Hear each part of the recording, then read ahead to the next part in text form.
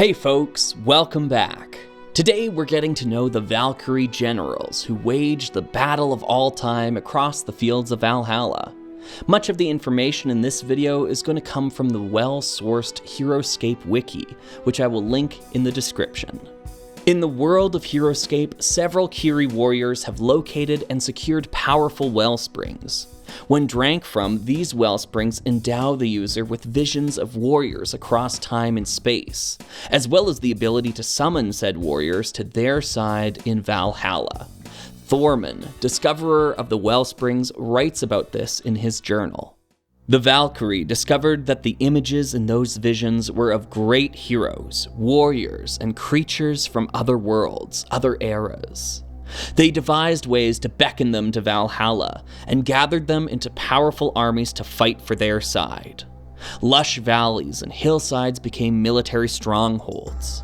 Majestic mountains became vantage points for deadly attacks on those below. Armies marched, fought, claimed victory, or were vanquished, all for the wellsprings. If you want to learn more about the world of Heroscape, I highly recommend taking a read through Thorman's journal. With almost 50 entries released over 6 years, there's no better place to go to get a first-hand account of what life in Valhalla is like. Today, however, our primary focus is the Valkyrie Generals who divide the lands and wage war. When Heroscape first released in 2004, there were 5 generals engaged in the battle of all time: Jandar, Ular, Utgar, Vidar, and Einar. By the way, there is no official Heroscape pronunciation guide, so I'm just doing my best to try to make these names sound as mythologically Norse in origin as possible. In casual play, though, I'm much more likely to say Jandar or Ular. Ultimately, there's no correct way to say them. As future waves began to release, more generals joined the fray. Aquila was a late addition to Classicscape before Wizards of the Coast took over and turned Heroscape into yet another vehicle to sell D&D with. D&Dscape did retain the previous Valkyrie Generals though, and even introduced one of its own, Valkyrie. Within Heroscape's latest incarnation are 2 more Valkyrie Generals, Revna and Valorak. In total, this brings us to 9 different factions, all vying for control of the wellsprings of Valhalla. Beyond mere flavor, these factional differences can have an impact on gameplay, as certain abilities only target figures who follow a certain general. For example, the Templar Cavalry roll an additional die when attacking a figure belonging to Utgar. There's no rule requiring you to only draft figures from a single general, but there are some abilities in the game that encourage it. Let's take a look at each Valkyrie General individually. Starting with Jandar, we have the archetypical good guys. Many of the series' heroes hail from this faction, and Jandar himself seems to have genuine peacekeeping intentions, building an army only to stop the conquests of other generals and maintain order within Valhalla. Jandar employs a large number of Vikings and knights in his army. Other earthly combatants include the Highland McDurk warriors and the airborne elite from the battlefields of World War II. In addition, Jandar is no stranger to the technological wonders of Alpha Prime, pulling the Omnicron faction into his ranks.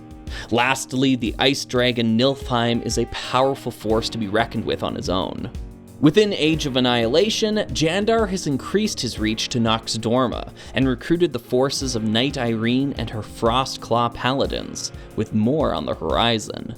From a gameplay perspective, Jandar has access to many of the strongest squads and heroes within Heroscape, with figures like Raylan the Kyrie Warrior consistently being regarded as one of the best heroes in the game. Other squads to watch for include the 4th Massachusetts line and the Knights of Weston, as both form the backbone of many competitive armies. Overall, a solid general with a higher than average representation of human and Kyrie warriors. The second general we're going to look at is Ular. When the battle first broke out, Ular was the only other general who allied with Jandar's peacekeeping goals, as their 2 families had been on good terms for generations.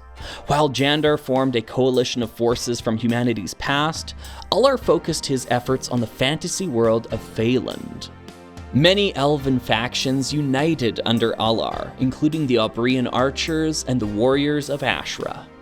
Along with several elven wizards, such as the Archmage Sonlin, these fighters made up the bulk of Ular's forces. However, he didn't stop there. From the world of Mar, the Vipers were plucked from their blood feud with their Maro neighbors. Given a chance to fight them once again on Valhalla, the Viper army remains relentless in their aggression. Lastly, the ancient dragon Karos stands as a sentinel of war, ready to strike back at any who dare test his mettle. Within Age of Annihilation, Ular has started to succumb to madness, dividing his forces and leaving a power vacuum in his wake. Two Kiri warriors have risen to the challenge of trying to retain order within the faction.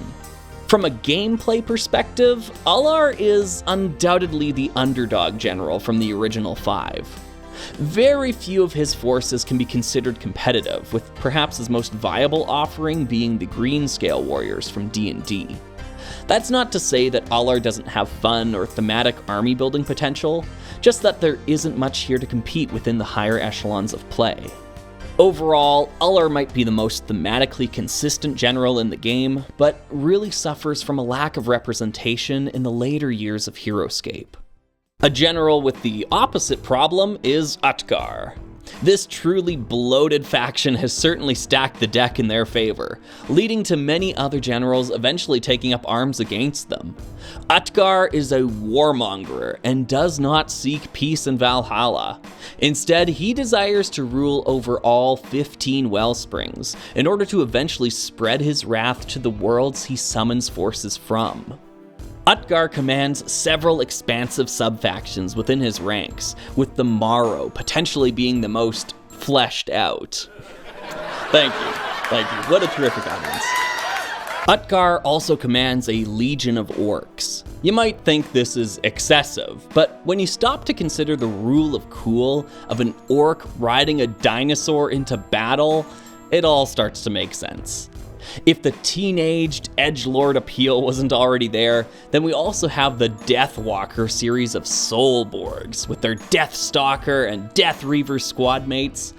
Utgar has a vibe, that's for sure. If it could be found at Hot Topic, it can be found in Utgar's army. Competitively, Utgar has some of the most cost-efficient figures in the game at his disposal. Pair that with some heavy-hitting heroes, and you have a general with a lot to offer. Potentially the most to offer, with access to more army cards than any other. Age of Annihilation has slowed this output somewhat, but Utgar still lives on as an eternal threat to Valhalla. Einar is the next general I want to examine. Originally forging a non-committal military alliance with Utgar, a failed assassination attempt on one of Einar's commanders caused them to switch sides midway into the conflict. With a higher than average number of human fighters within his ranks, Einar seems to favor the idea of military tradition being a cornerstone of his army. Soldiers from Greece and Rome now find themselves fighting side by side on the fields of Valhalla. The 10th Regiment of Foot, soldiers of the 7 Years' War and American Revolutionary War, also found themselves fighting for Einar. Notably, several castes of samurai also pledged their allegiance too. Indeed, many historical fighters from Earth now fly the purple banner of Einar. This leads us to Age of Annihilation, where Einar is all but extinct at the moment. Not canonically, but physically. Barring a promotional release that redesigns a classic figure, there's only a single new hero that aligns with him. I have a suspicion this is largely due to Einar's identity being so closely paired with real historical human factions, and the problems that may present in a modern climate. I hope we eventually see a resurgence of historic fighters with Renegade at the helm, because without them, we're missing one of the core pillars of what makes Heroscape work thematically. Only time will tell. Regardless, Einar remains a general with many competitively viable options within Classic Scape. The future of this faction might be bleak, but there's already a lot to work with here. Vidar is the last of the original 5 generals, and remains the most enigmatic of the bunch. Commanding his army from within his bunker, Vidar started the war playing both sides, before forging a more permanent alliance with Jandar. While Einar looks to the past for his forces, Vidar looks to the future. Soulborgs and other biomechanical warriors are a staple within his ranks. Various agents from Earth's future also now help decide the fate of Valhalla. If you enjoyed watching The Matrix, you'll be right at home here. Evidently, Vidar is also more particular than his peers regarding his choices of fighters to summon. With the smallest selection out of the original 5 generals, Vidar values quality over quantity, as made apparent by the higher than average point costs of these army cards. As a testament to this, the Soulborg Major Q9 is one of the most powerful figures in the game, and has seen a massive point increase in the modern meta as a result. That's half an army right there. Several other heroes and squads aligned to Vidar are competitively viable too, suggesting that you don't need many warriors to win the battle, you just need the right ones. As we move beyond the original 5 generals, we arrive at factions more beholden to the circumstances surrounding their release. Our first one, Aquila, released in Wave 9, the final full wave of Classicscape before Wizards of the Coast took over. As such, I look at her faction as being one of the more modern ones, in an out-of-game perspective.